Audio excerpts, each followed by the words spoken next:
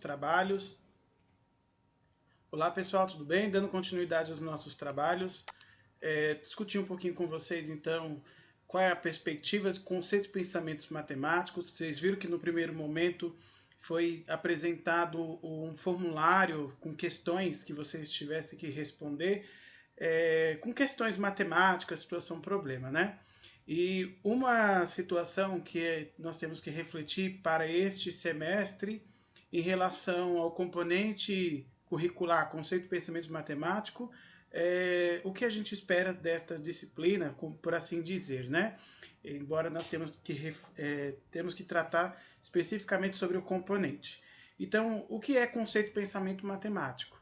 A primeira coisa que vem na nossa cabeça é que nós vamos desenvolver atividades pensando no campo da matemática e que ele deva ser explorado em relação a isso. Então, muitos adiantaram sobre usar a fórmula de π, porcentagem, 4 operações, e é importante que eu traga para vocês que necessariamente essa formação em conceitos e pensamentos matemáticos parece estranho, mas não tem nada a ver com números.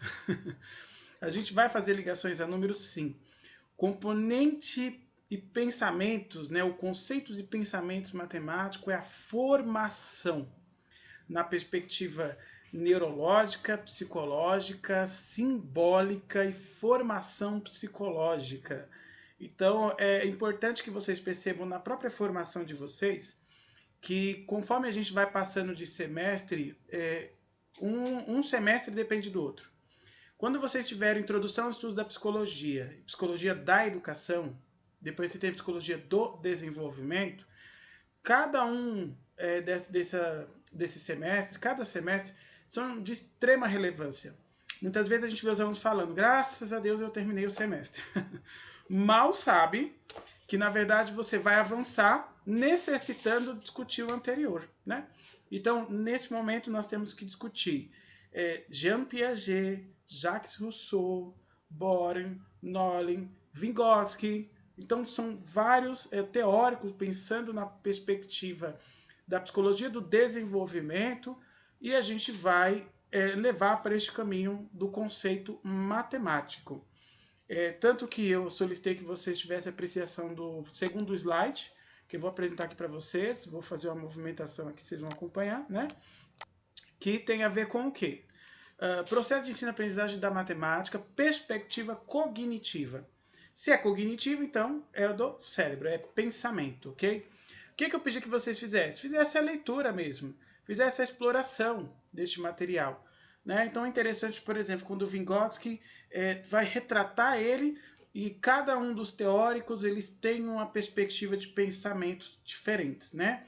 Vygotsky ele vai muito referendar sobre o conceito de aprendizagem grupal, você vivencia dentro de uma comunidade, você se sente pertencente àquela comunidade, e aquela influência irá contribuir para o seu desenvolvimento. Já na perspectiva de Jean Piaget, a ideia está ligada diretamente à perspectiva neurológica no desenvolvimento cognitivo. Então, cada teórico tem uma linha e a gente tem que ter muito bem entendido esta linha para avançar. Não adianta trabalhar matemática se eu não sei a perspectiva cognitiva do aluno, qual é o nível cognitivo dele que ele possa aprender. Muitas vezes, quando a gente fala sobre deficiência, a gente tem que ver qual é a deficiência da criança ou do sujeito, a gente não precisa falar criança, do sujeito em si, né?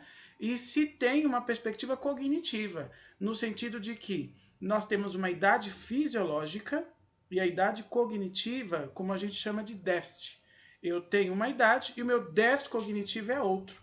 Então, muitas vezes, por exemplo, o autista, que o próprio Piaget já trata sobre isso, a dificuldade de relações sociais, mas ao mesmo tempo qual é a intensidade cognitiva dele, qual é o déficit cognitivo que tenha. Você pode ter lá seus 14 anos de idade com uma idade cognitiva diferente. Então, o seu intelecto ele é menor. Esse déficit cognitivo, principalmente falando da deficiência mental, ele é muito forte, né? Ele trata sobre a perspectiva fisiológica que nós temos e a perspectiva cognitiva que é outra. Então, o conceito de pensamento matemático é isso. É entrar neste campo e se debruçar sobre as questões da psicologia do desenvolvimento, tratando esses teóricos, né?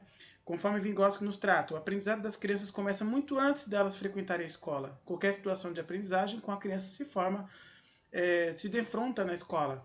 Tem como sempre uma história prévia. Então, começa na família. Depende da influência da família. E isso a gente vai maturar, isso a gente vai ter que sondar, né? Se eu entrar em sala de aula e falar assim, eu sou responsável por matemática, eu vou começar a jogar na lousa várias contas. Já erramos. Já erramos, por quê? Primeiro a gente tem que quebrar isso de que matemática é conta. Matemática tem muito além disso, né? Foi apresentado para vocês o vídeo aí de Katia Cristina Stocco-Smolin, foi responsável lá atrás pela construção, junto com outro cientista, do Parâmetro Curricular Nacional, que foi uma base para nós muito importante. Tudo bem que hoje nós temos a BNCC, Base Nacional Comum Curricular, mas o Parâmetro Curricular Nacional, quando a Katia Cristina Stocco-Smolin apresentou o que deva ser tratado em cada período de ano, aquilo nos deu uma organização. O que a criança ela pode absorver naquele momento? O que eu posso levar para aquela criança que ela vai absorver? Nós, enquanto professores, temos que ter isso muito bem esclarecido, né? Por exemplo, Piaget aqui trata para nós a relação cognitiva sujeito-objeto é uma relação dialética porque se trata de processo de assimilação e de acomodação. Então, Piaget nos trata que isso é um processo de equilíbrio, é um processo dinâmico. Depende de nós, enquanto professor, verificar se a criança está nessa fase sensório-motor, pré-operatório, operatório concreto, operatório formal. A gente sabe que a criança, para aprender, ela precisa tocar, manusear, sentir, perceber. O tátil é importante, o campo visual, para quem tem a visão, é importante, né? E no campo simbólico, a criança já formou isso.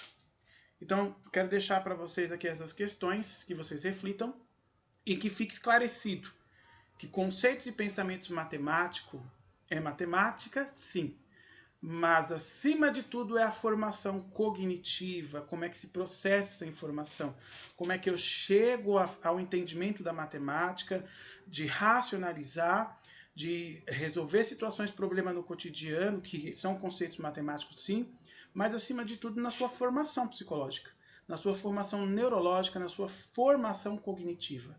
Então quero deixar para vocês aqui meu agradecimento por acompanhar até aqui e que a gente se encontre no próximo vídeo. O material eu deixo aí para que vocês possam trazer informações sobre ele, se vocês gostaram, qual foi a perspectiva de vocês no manuseio deste material, tudo bem?